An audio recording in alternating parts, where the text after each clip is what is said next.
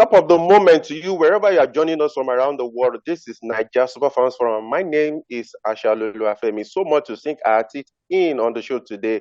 But of course, we have to start from home about the latest FIFA ranking regarding the Super Eagles of Nigeria and, of course, across the continent. But that has had a serious implication regarding the seeding of Nigeria for the 2023 Africa Cup of Nations in Cote d'Ivoire. Very, very nice one for Nigeria. So on that note, once again, I welcome you. Kyle Gundari and James Agberebi are here, and today we will be doing what we do regularly on the show. Guys, you're welcome to the show. Thank you, Femi. Thank you very much, Femi. Happy to be here. Okay, it's a delight to see you guys again. Okay, Kyle, let's get started. When everyone thought that the Super Eagles seems to have maybe got their mojo back, so to stay. And again, they slipped in the latest FIFA rankings, now 6th in Africa and 40th in the world. We'll be talking much later about, or after this, about how it has affected our seeding for the AFCON in next year. But let's talk about that. Did that come to you as a surprise? Not really, Femi. I don't think we've done much in recent times to warrant us expecting that we'll be higher than that on the FIFA ranking. Apart from the defeat of Sao Tome, which is like it won't earn you much points from FIFA, and then that's all. Of course, we qualified for the AFCON with a game to spare, but that you have to also factor in the quality of opposition that you're playing, which is what has not helped us rise. But my own thinking about all these FIFA rankings and stuff is just for the clout. It doesn't mean anything to me. So I'm not bothered when people say we are 7th on the continent. You remembered at the last World Cup, how many places was Morocco behind some of the teams that they pushed out of the competition. So it's about what you're able to do on the day, not about your ranking. So that for me is not really something to be worried about. Okay. So James, another country that has fallen out of the pot one for the seeding for the draws for the 2023 Africa Cup of Nations. Remember that draw will be taking place on October 12th. James, Ghana are now 11th in Africa, 60th in the world. They're even falling out of the first 10 in Africa. James, is that an indication of how much Ghanaian football has fallen over time? Do they have something to worry about? Let me, just like what Ekayode said, the ranking, if you really want to focus more on it, I mean, you just lose the whole picture of everything. I mean, just like Nigeria, these are big teams, and fine, you want to look at the ranking and see whether you are doing well. Or you've seen teams that in the past, their ranking position didn't really tell the true story. Look at the Super Eagles when they won the AFCON in 2013. It was not as if they were the best team on the continent. It was not as if they were among the top, they say, 10 teams in the world.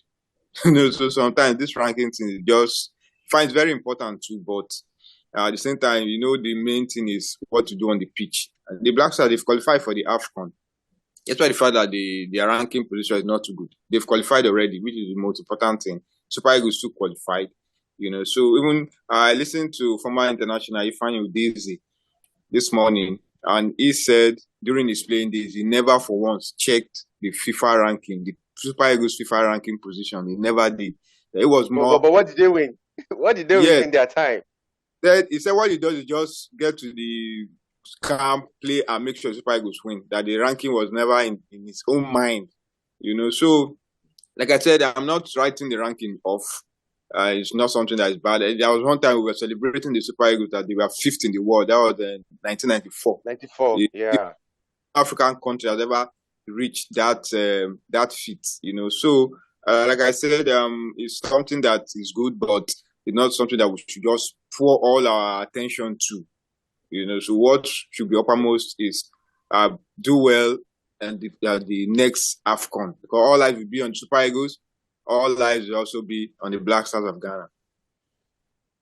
Okay, since this ranking, FIFA started this ranking in December 1992. I can't remember when last the Black Stars went this low. Okay, guys, let's talk about the implication of this, because I was trying to uh, talk about the fact that the ranking has implications.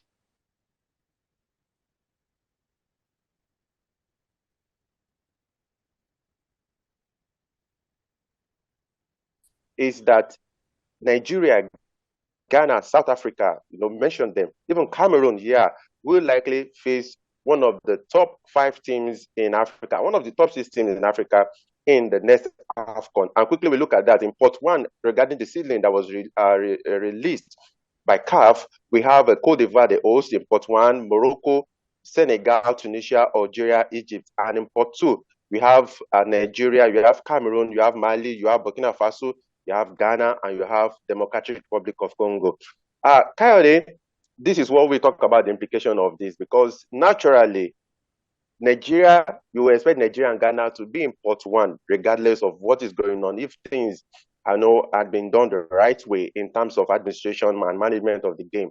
But here, there is a likelihood that it is even the probability or possibility is even very higher that Nigeria will face either of Cote d'Ivoire, Morocco, Senegal, Tunisia, Algeria, and Egypt in the group stage. Remember, we met Egypt in the last time, and here we are again. I don't see how that makes any difference for me, because if you're going to be the best, you have to beat all of the best. So there, at a point in time in the tournament, you're going to meet one of these teams, one of these teams that you are so scared of. So it's better you meet them in the group stage, get whatever result you're going to get against them, and then you can now plan. But then it's kind of worrying, Femi, if you look at any team and you think we should be scared. I'm not saying this because we have the best team in Africa. No, we do not, as we speak. But the fact is, we have a collection of players who should ordinarily not be scared of anybody. So when we now get scared of, we don't want to meet this team, we don't want to meet this team, there's a fundamental problem that we are not addressing. It's a very big problem that we're not addressing. So whether you meet them at the group stage, or you meet them at the quarterfinal, or you meet them at the round of 16 or semi-final, the most important thing is that you are able to triumph. Don't forget that at last AFCON, we breezed through the group stages. We got to the round of 16. Round of 16, and lost to Tunisia. Knocked out by Tunisia. So for me, it's not about where you meet teams. It's about you having a good day on the day, or having a good game on the day. So it's not about wherever you meet them. Play everybody. You have to play. At the point in time, you have to play everyone. Okay. James, still, before we leave the issue of ranking, of course, Benedict Akwegbe, former Super Eagles striker, was saying that the team is perfect. But a lot of Nigerians will disagree with that, because, like Kayode said, if we have a reason to be afraid of some of these other big teams, it's because there is a fundamental problem. And I think those fundamental problems regarding the Super Eagles will be our defense and our goalkeeping department, which we have not been able to solve.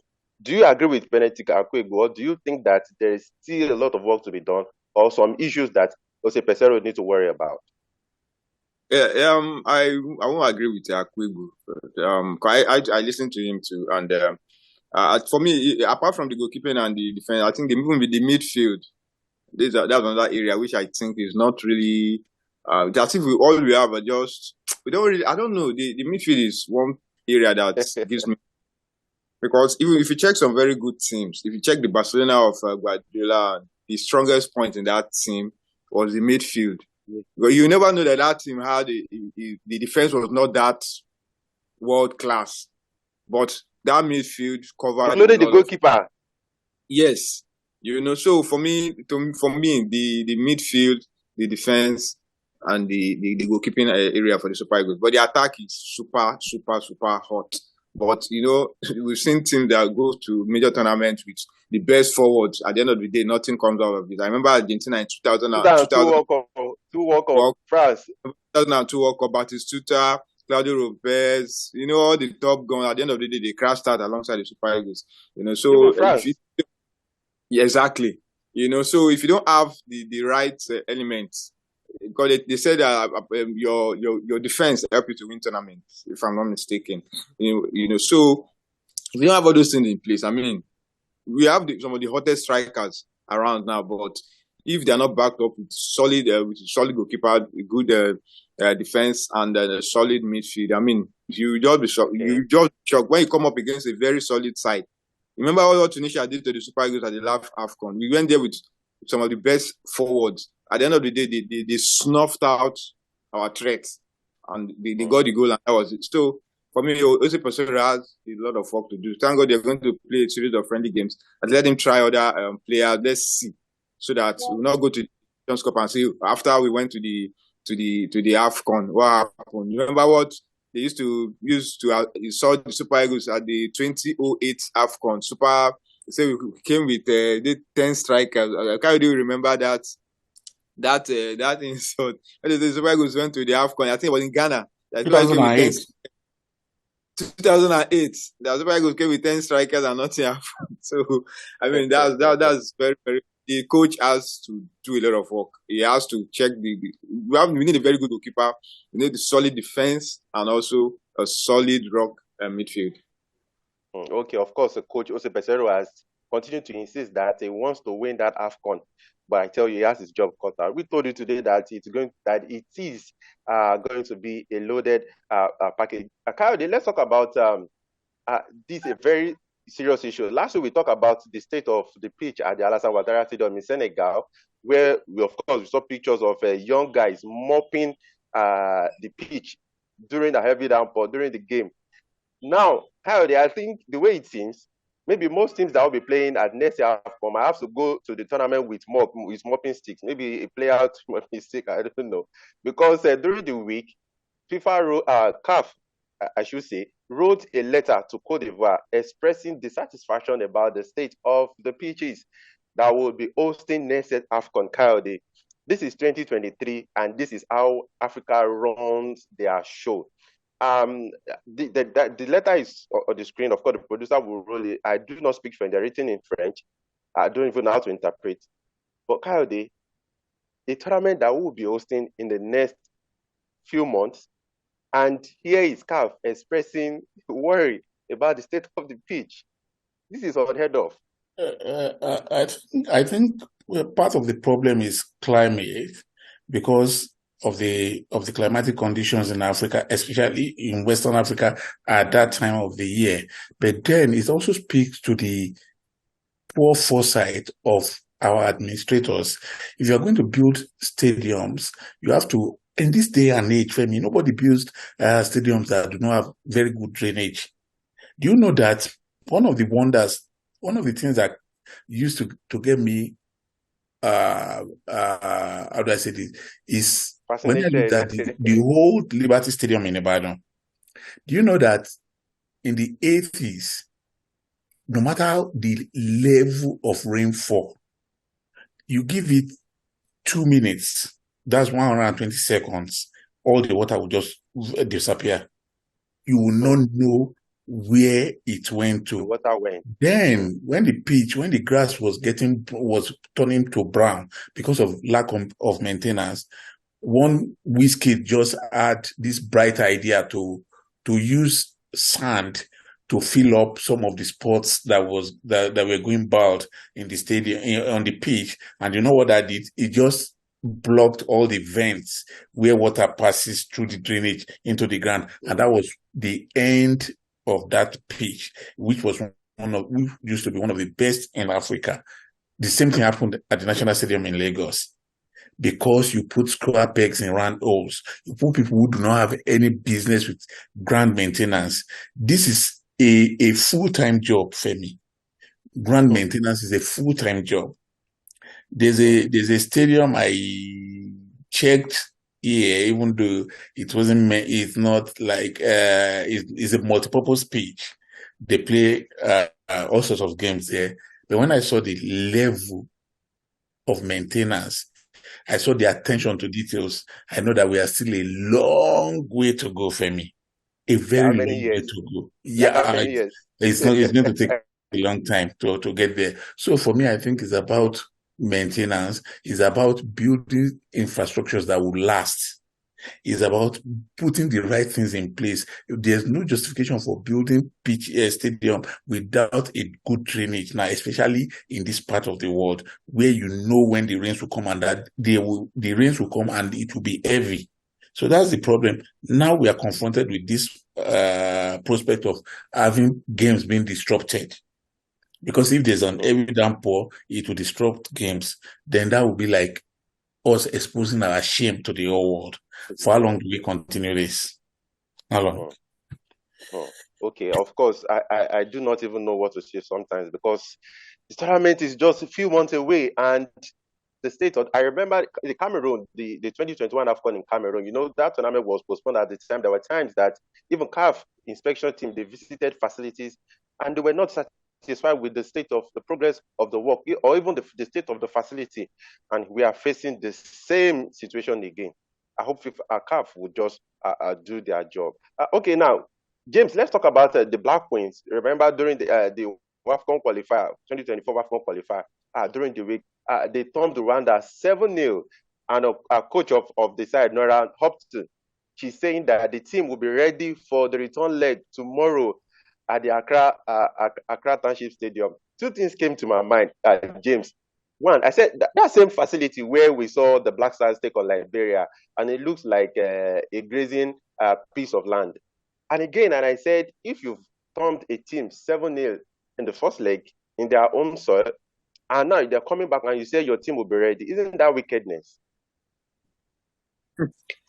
Femi, the football must be played. The first leg has been taken care of, so the return leg must be played. It's just a way of motivating your team.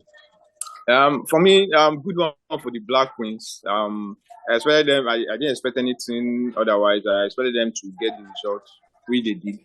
And I think for some time now, the Black Queens have been putting up splendid performances. They've been playing friendly games. They've been playing like the AFCON qualifiers now. They've been building. They've been, I think since the Super Falcons knocked them out of the race for the last WAFCON, I think there's this new setup about the team. They've been playing well. Wherever they're going to play this game, to me, it doesn't matter to them. The other bad picture, I know it's not something that should be encouraged, but they feel that they have a job to do and they are going to do it. And I don't know. You should be expecting a whitewash game. If you can go away to thump your opponent 7-0 at their own backyard. I mean, I believe the Rwanda, they have the opportunity of boycotting this game. I think they are going to take that option, but they just have to honor the return leg, and I see another whitewash. So it's a good one for the Black Queens. They are getting back to their groove. They are building towards qualification for the AFCON, and let's see how it goes for them. You took that off my mouth, but I'm not also looking up to a time when they will have to play the Super Falcons again for some qualifier. I can't remember last year, of course, we dealt so much about this arbitrary qualifying series where you pitch the best teams in the sub region against each other, and they have to eliminate themselves, reducing the potential of teams in the subcontinent in the larger continent competition. Kayode, let's talk about the GFA election that was stipulated to host on September 27th. That exercise has been shifted to October 5th. Yeah, October 5th. But the latest development is that George Afriye, remember the guy who has been giving Dr. Okoraku a run for his money regarding this election, because honestly, Okoraku will have just essentially been on a post. Now he's been disqualified from the election. He filed in an appeal. The committee in charge of the appeal threw out his appeal. Now he has gone to CAS. Kayode, I don't know. I don't know how we do our own things at this part of the world. I don't know if there's any justification for this. I don't know up to you, Kayode. Of course, there will be. There will be one aspect of the rules of the statutes that they would have used to disqualify him. In Africa, we always find a loophole when we want to shut out the opposition. They will look for something to disqualify him. But I would rather, if they were smart enough, they should just allow him to contest and do the abracadabra that they would have done ordinarily. Not allowing him to contest raises serious flags. People will question why is he not. So he will become an underdog that will now get people's sympathy because they will feel, oh, you are cheating. There's nothing that shows that he's going to be a better person than Okraku. Nothing. Because the day we start seeing those who are intentional about changing things, Femi, you will know them. So I'm not sure it's going to be better than Okrako or not. But the fact is, they are not being smart enough by not allowing him to contest. Allowing him to contest elections, you allocate the votes the way you want to allocate it because you have everything at your disposal to do that. You can dispense favor to those who are going to vote. Don't forget that this is not a general election where all Ghanaians will come and vote. It is a select few that will vote. So, and you have been in office for this long, you know what to do to motivate, in quote, those who are going to vote for you, because there's no way this guy is going to compete with you in terms of spending money and dispensing favors. I think that was going to be a better way to do it than just shutting him out. That's crude, it's barbaric, and it's not something that should be countenanced. I agree with you because the guy is really, really feeling like a victim right now. Yeah. Because according to the committee in charge of the election, they said he didn't have the number of state FHR men they're supposed to endorse him for the election. And some other persons, even some prominent football stakeholders in Ghana, they've condemned that in its entirety. But here in this part of the world, like how they say, you rarely find people who come out to, people within the circle of these individuals to say, no, we shouldn't have done this, or even to say it to the face of the main person to say, no, you shouldn't have done that. We'll wait and see how that pans out. The case has gone to the Court of Arbitration for Sport. So let's wait to see what is going to happen. But really, I would have been happy if that never happened, just because of an election, just because someone wants to serve. We should have allowed a level playing field. James, let's quickly come back home to this before we'll go back to other parts of the continent. Emmanuel Babayaro insinuated something during the week, and he said white men do not take pay cut when it comes to European expatriates in football management.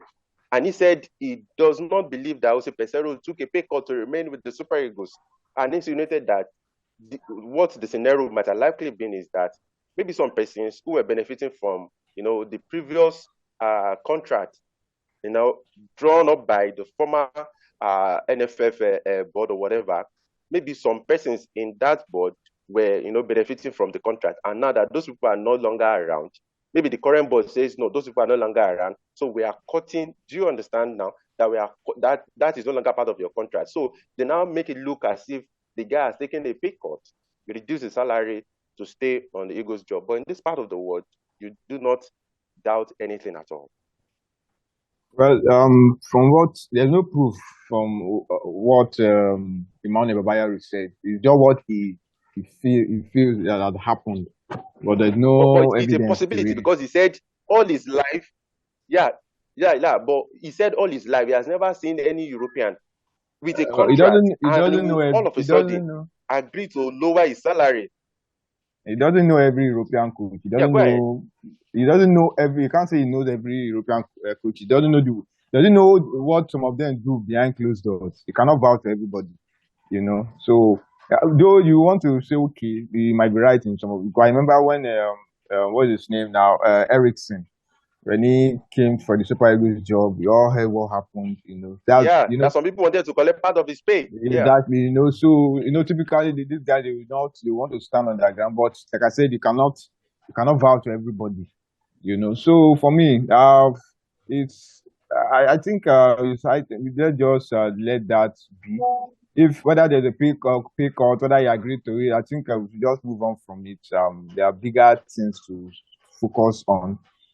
So whether he took a pay cut, whether that's his own, that's what he what he wants for himself, So he has always said he wants to go to the AFCON and win it. So don't let us kind of what will I call it now?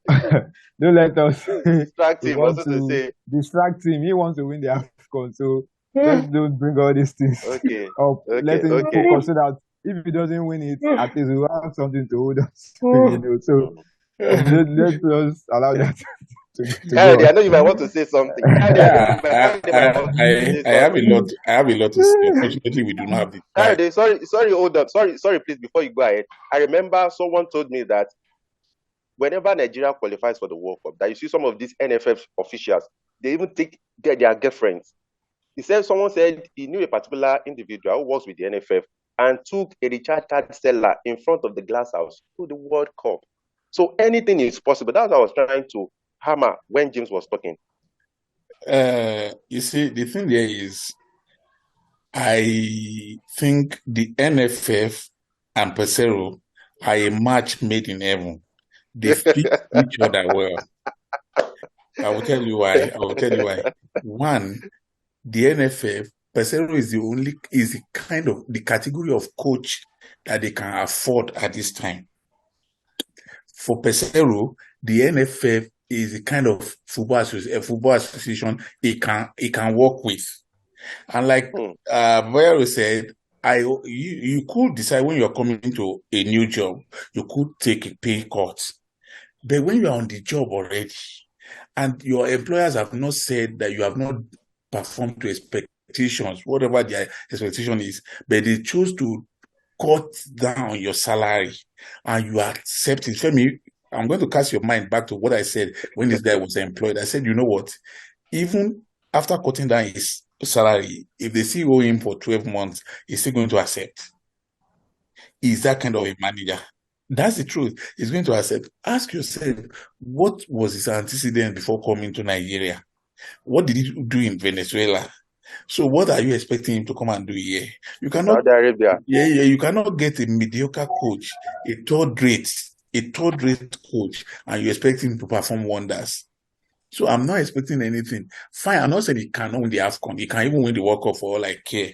But it still remains that that's what we can afford that at this point.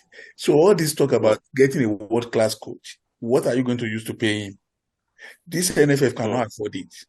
So they would rather, and they don't want to take a Nigerian coach. So they would rather stick with, what's his name? With Pesero rather than go for any other person.